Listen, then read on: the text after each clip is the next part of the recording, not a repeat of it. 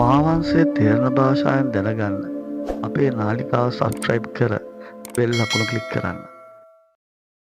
තමන්ට ඉතිහාසයක් නැතිවුන් පවා ඉතිහාසය ගොඩනගා ගැනීමට උත්සාහ ගන්නේ වර්තමානයේදී තමන්ගේ තැන රැක ගැනීමට අතීතයේ ප්‍රබල සාධකයක් නිසා. අතීතය නොදෙන වර්තමානයේ තේරුම් ගන්න බෑ. වර්තමානය නොතේරෙන තරමට අනාගතයේ පැහැදිලි නෑ. අවිනිශ්චිතයි. එනිසා වර්තමාන නිරාකරණය කර ගැනීමට අතීතය වැදගත් වෙනවා. මිත්‍රවරුනි, අද අපි ඔබ වෙත ගෙනෙන්නේ මහාවංශයේ 10 වෙනි පරිච්ඡේදයේ ගාථාංක 50 සිට 106 දක්වා විස්තර කෙරෙන පණ්ඩුකාභය රජුගේ රාජාභිෂේකයේ දෙවෙනි කොටසයි. අපි මේ පළමු කොටස අවසන් කළේ අභය රජු විසින් පණ්ඩුකාභයට යවන ලද රාස් පණිවිඩයකින්. රජුගේ සහෝදරයන් 9 දෙනා මේ රාස් පණිවිඩය දැනගත්තාම මොනව කරයිද? අපි ඒ ගැන කතා කරමු. අභය රජු විසින් පණ්ඩුකාභයට යවන ලද රාස් පණිවිඩය දැනගත් රජුගේ සහෝදරයන් 9 දෙනා නුඹ බොහෝ උපකාර කළා පමණක් නෙමෙයි, දැන් රාජ්‍යත් පවරන්න යන්නේ. ඒ නිසා තොපව මරන්නේ තර්ජනය කරනවා. බියටපත් වුණු අභය රජු ඔවුන්ට රාජ්‍ය පවරා දෙනවා. ඒ සහෝදරයන් 9 දෙනා එකඟත්වයෙන් තිස්ස නම් සහෝදරයාව රජු බවට පත් කරනවා. ඒ වන විට අභය රජු 20 අවුරුද්දක් රාජ්‍ය පාලනය කළා. දෝමරග්ගල වාසය කළ චේතියා නම් යකින්නිය තිඹිරියගන විලේ වෙළඹරුවෙන් ඇවිදිනවා. සුදු සිරුරක් ඇති රතු පැහැති පාද ඇති ඉතාම ලස්සන වූ වෙළඹක් සැරිසරන බව කුමාරයාට දැනගන්න ලැබෙනවා. කුමරු රැහන්පට අරගෙන වෙළඹ අල්ලා ගැනීමට සැරසුණා. තමන්ගේ පසුපසින් එන කුමාරයාගේ තේජස නිසා වෙළඹ වෙස්ගත් යකින්නිය බියටපත් වී පෙර ස්වරූපයට පැමිණීමට නොහැකිව දුවන්න පටන් ගන්නවා. කුමරු වෙළඹ අල්ලා ගැනීමට ඇය පසුපසින් දුවන්නට වුණා. වෙළඹ ඒ විල වටා සත්වටයක් දිව්වා. කුමාරයාත් පස්සෙන් දිව්වා. මාවැලි ගඟට බැස එයින් ගොඩ වී දිඹුලාගල පර්වතය වටේ සත්වටයක් දිව්වා. නැවත එම විල වටා වට 3ක් දුවනවා.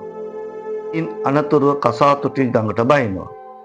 කුමාරයා ඒදී වෙළඹගේ වලිගෙන් අල්ලාගෙන ගඟෙහි ගලා යන තල්පතක් අතට ගන්නවා. කුමරු පින්බලයෙන් ඒ තල්පත මහා කඩුවක් බවට පත් වෙනවා. කුමාරයා ඒ කඩුව ඔසවා මරන්නේ තර්ජනය කරනවා.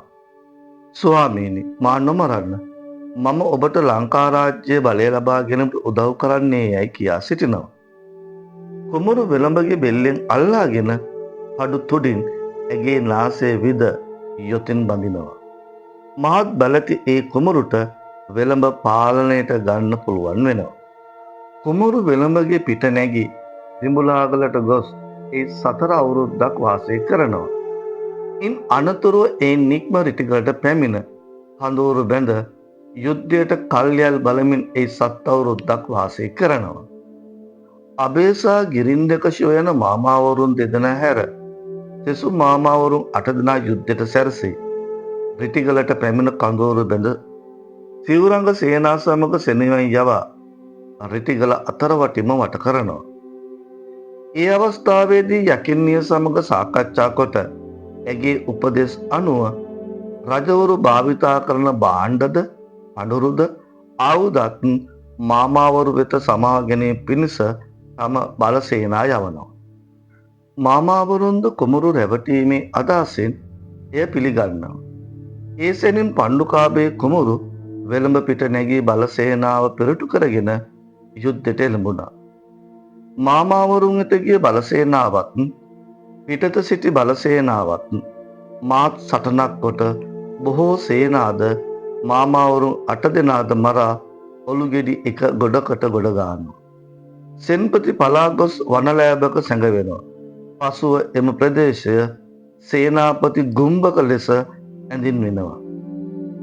මුදුනේ තබන ලද මාමාවරුන්ගේ ඉස්ගොඩ බලා මෙය ලබු ගොඩක් වගේ යැයි පැවසු කුමරු එම ස්ථානය පසුව ලබුනෝරුව ලෙස නම් කරනවා.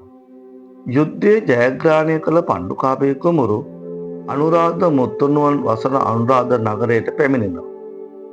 ඔහු තම රජගේ කුමරුටදී අන්තැනක වාසයට යනවා.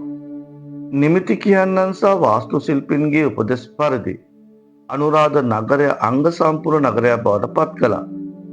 විජය කුමරුගේ අනුරාධ ඇමති සහ බද්දකච්චායනා කුමරිගේ සහෝදර අනුරාධ යන දෙදෙනාගේ වාසභූමි වුණු එම නගරය අනුරාධ නැකතින් පටන්ගත් බැවින් එම නුවර අනුරාධපුරය නම් වුණා.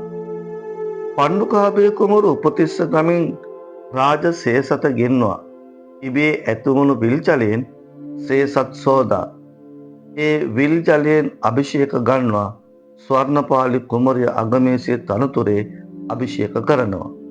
චන්ද්‍ර කුමරු පුරෝහිත තනතුරේ තබා සෙසු සෙනවියන්ට සුදුසු අයරින් තනතුරු ලබා දෙනවා. මෑණියන්ටද තමන්ටද උපකාර කළ ලොකු මාමා වන අබේ රජ රාත්‍රී රජු ලෙස සහ නගර ගුත්තික තනතුරට පත් කරනවා. එතැන් පටන් අබේ රජු ඒ නුවර ආරක්ෂකයෙක් වුණා.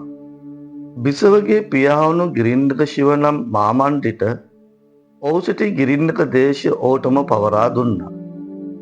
තම අභිෂේකය සඳහා ජලය ලබාගත් විල කැණීම් කර ජයවැව ඉදි කළා. කාලවේල යක්ෂයාගේ දේවාලය නුවරට නැගෙනහිරින්ද චිත්‍රරාජ යකුන් සඳහා ඉදි කළ දේවාලය අබේවැවට යටභාගයේ ඉදි කළා. යක්ෂ ගෝත්‍රයේ උපන් පෙර උපකාර කළ ඒ දාසිය වෙනුවෙන් නුවරට දකුණින් දේවාලයක් ඉදි කළා. චේතියා වෙළඹ ගෘහ උද්‍යානයේ ඇතුළත වාසය කළා. ඒ වගේම අවුරුදු පතා ඔවුන්ට බලිදානය ලබා දුන්නා. දොහාරගම් 4ක්ද අබේ වැවද ඉදි කළා. සුසාන භූමිය සහ වදගස්ථානයට බටහිරින් පශ්චිම රාජනීයට දේවාලයකුත් යක්ෂාධිපති වෛශ්‍රවණ දෙව්රජුට නුගරුක යට දේවාලයකුත් කල්රුක් සෙවණේ විහාද නැමැති දඩයන් දෙවියන්ටද දේවාලයක් ඉදි කළා. නගරයේ සනීපාරක්ෂාව සඳහා නගර සෝදකයන් 500ක්ද වර්චස් සෝදකයන් 200ක්ද මලමිනි ගෙනියන්නන් 150ක් සහ සොහොන් පිරිසුදු කරන්නන් 150ක්ද පත් කළා. ඔවුන්ගේ වාසස්ථාන සෝනින් වයඹ දෙසින් ඉදි කළා. ඒ සැඩොල් ගමට ඊසානෙන් නීච සුසානයක්ද ඒ සෝනින් උතුරු දිසාවෙන් වැද්දන්ගේ ගෙවල්ද ඉදි කළා. උතුරු දෙසින් යමුණු මෙව දක්වා නොයෙක් තවුසන් සඳහා ආශ්‍රම ඇති කළා. ඒ නීච සුසානයට නැගෙනහිරින් ජෝතිය නිගණ්ඨයා සඳහා ගෙයක් ඉදි කළා. එම ප්‍රදේශයේ නිගණ්ඨයන් පාෂාණ්ඩවයන් ඇතුළු විවිධ ශ්‍රමණයෝ වාසය කළා. එසේම රජතුමා කුම්භාණ්ඩ නම් නිගණ්ඨයාට දේවාලයකුත් ඉදි කළා. මිත්‍යා දෘෂ්ටික පවුල් 500ක් ජීවත් වුණා. බ්‍රාහ්මණයන් සඳහා වාසස්ථාන හා සෙවිකා ගෙයක්ද සොත්තිශාලාවක්ද ඉදි කළා. පණ්ඩුකාභය රජුගේ රාජාභිෂේකයෙන් දසවන රාජ්‍ය වර්ෂයේදී ලංකාවේ ග්‍රාම සීමා ලකුණු කළා. පණ්ඩුකාභය රජු සහ අභය රජු අතර රජෙක් නැතුව ලංකාව පැවති කාලය 17 වසරක් වෙනවා. පණ්ඩුකාභය රජු රජකමට පත්වන විට වයස අවුරුදු 37ක් වුණා. එතෙන් සිට අවුරුදු 70ක් රාජ්‍ය පාලනය කළා.